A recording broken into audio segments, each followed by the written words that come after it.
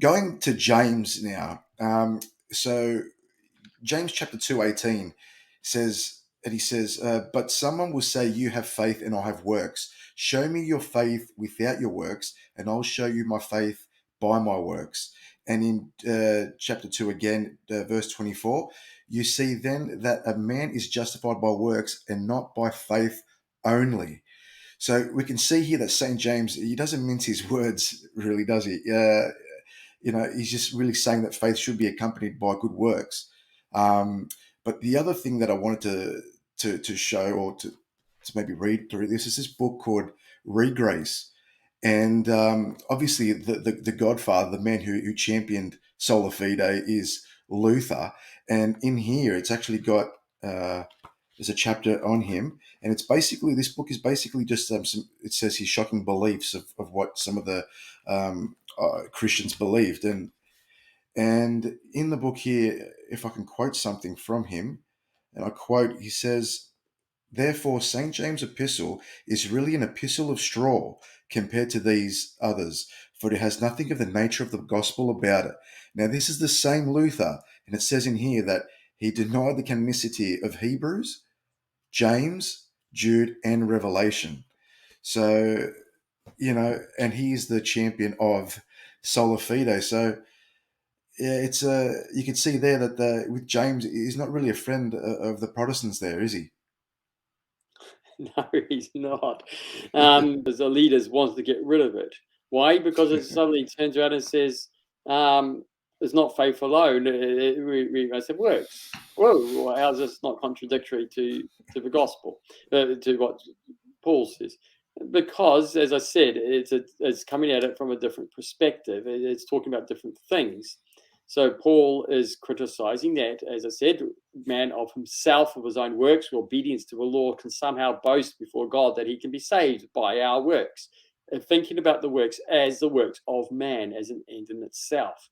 And yes, these works are incapable of saving. And Paul's correct. And St. James does not disagree. He has no issue with this. What St. James is pointing out is the delusion that somehow you just have to have faith as an end in itself, and therefore you're saved simply because you believe something. No, he says, no, the faith, empty of mean then for leading us to become like God, accept the works and virtues of God as our own works and live them and do them. It's not just thinking about them, not just accepting them in principle. We've got to actually do them. We've got to be like God in our own activities. We've got to be active like God. God is eternally active. He's not just a static being that thinks of being good. He is an eternal being who infinitely is good. And to be united with him, we must also be beings that actually are good in activities. And so, therefore, we need faith to bring us to Christ and to accept the grace of God. This great faith with the grace of God must manifest itself in works. It must show itself through our life that we truly love people. Otherwise, the whole thing is a meaningless waste of time, because the whole purpose is to become the infinite perfection good of God. And this must be seen through our lives. So our faith must manifest the love and kindness of God and the gentleness and humility and all this through ourselves. And so it must be accompanied with works. So the only problem is when you reduce everything to a human level, if it's faith or human level, or works at a human level, then you have a confusion, because you're thinking about man being saved as man. You're thinking about man going to some sort of paradise where man lives in eternal time and space. We're talking to each other like we do now, but without sickness and death, which is a lot of it's like the classic Jehovah's Witnesses thing in little gardens and walking around.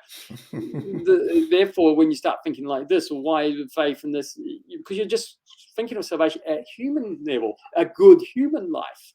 And then you start having a contradiction between why faith, why this, why is someone not faith, and what does it matter? That's because it's your conception of what salvation is, what the end game is, what reality is wrong.